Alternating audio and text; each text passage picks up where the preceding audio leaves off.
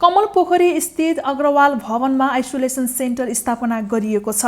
कमल पोखरीमा रहेको अग्रवाल भवनमा करिब 126 जनासम्म राख्न सकिने गरी क्वारेन्टिन माइल्ड आइसोलेसन सेन्टरको स्थापना गरिएको हो। अग्रवाल सेवा केन्द्र नेपाल, हिन्दू स्वयंसेवक संघ नेपाल, नेपाल मेडिकल एसोसिएसन, उपहार सेवा नेपाल र सेवा इन्टरनेसनल नेपालले संयुक्त रूपमा सञ्चालन गरेको आइसोलेसन सेन्टरको सोमबार नेपालका लागि भारतीय राजदूत विनय मोहन क्वात्राले उद्घाटन गरे। आइसोलेसन उद्घाटन गर्दै राजदूत क्वात्राले कोभिड-19 को महामारी दक्षिण एसियामा तीव्र रूपमा फैलिएको भन्दै महामारीका विरुद्ध लड्न व्यक्ति, परिवार, समाज र सरकारको संयुक्त प्रयास आवश्यक पर्ने बताए। उनले कोभिड-19 विरुद्धको लडाईँमा भारत सरकारले आगामी दिनमा पनि सहयोग गर्ने बताए।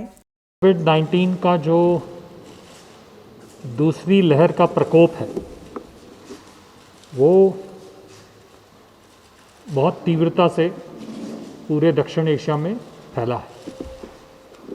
ये एक ऐसी महामारी है जिसमें हर स्तर पे प्रयास करना पड़ता है, व्यक्तिगत स्तर पे, पारिवारिक स्तर पे, सामाजिक स्तर पे और सरकारी स्तर पे।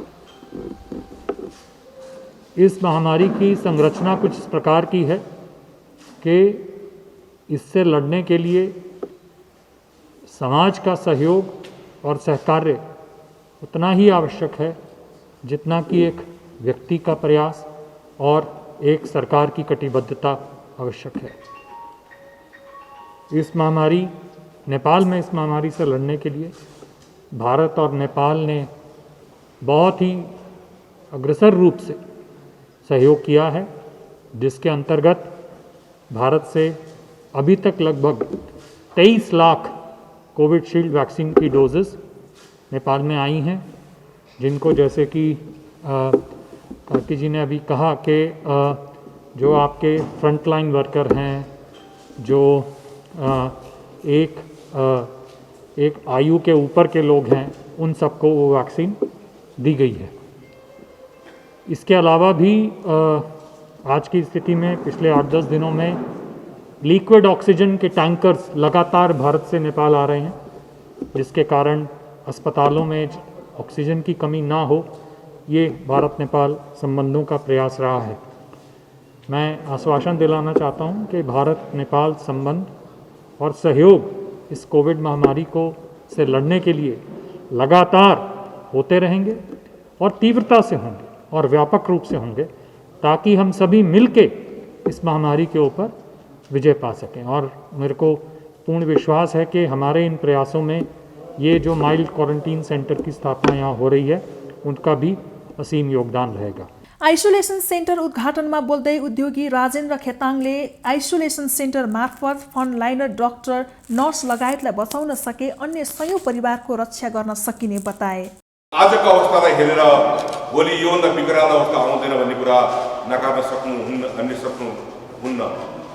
त्यसैले दोस्रो लहर त हामीले खेपिरहेका छौँ, तेस्रोको तयारी आवश्यक छ।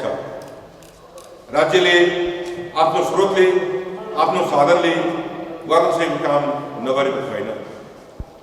मित्र राष्ट्र भारतले आफ्नो जनतालाई दिएको सरह हामीलाई भ्याक्सिन उपलब्ध नगराएको होइन। यत्रो हुनाहुँदै पनि यसले विकराल रूप झन्डै लिइसकेको अवस्था छ। त राम्रो कुरा, गएको 3 दिनमा लगभग 10-20% को हाराहारीमा संक्रमणको अवस्था घट्दो छ। त्यो धेरै राम्रो हो। यो अग्रवाल भवनमा हामीले एउटा बिरामीलाई केही हुँदा उसको परिवारलाई मात्रै समस्या परेको देख्दछौँ, तर एउटा डाक्टरलाई, एउटा नर्सलाई, एउटा फ्रन्टलाइन अफिसरलाई हामीले बचाउन पायौँ भने त्यसले स्वयं परिवारको रक्षा गर्न सक्छ। आइसोलेसन केन्द्रमा एउटा हलमा 90 जनासम्म मानिस राख्न सक्ने गरी व्यवस्थित गरिएको छ। प्रति कोठामा 2 जना बस्ने गरी 18 वटा कोठा बनाइएको छ।